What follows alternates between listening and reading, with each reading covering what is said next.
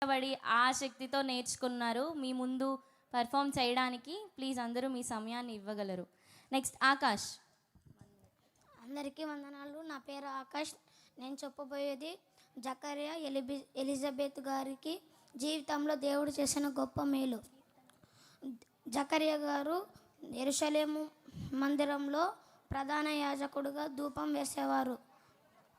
ఒకరోజు జకర్యా గారు యెరూషలేంలో ఉండగా గాబ్రియేలు దూత ప్రత్యక్షమై నీకు ఒక కుమారుడు పుడతాడు అని చెప్పింది.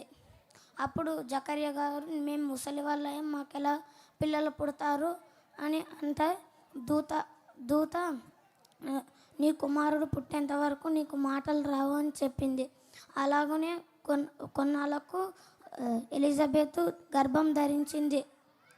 ఒకరోజు మరియ గారు వచ్చి వాళ్ళతో సరదాగా మాట్లాడుతుండగా కడుపులో ఉన్న శిశువు సంతోషంగా గంతులేసిరి. తర్వాత మరియ వెళ్ళిపోయాక కొన్నాళ్ళకు బాప్తిస్మిచ్చి యోహాను పుట్టాడు. అప్పుడు జకర్యా గారికి మాటలు వచ్చాయి.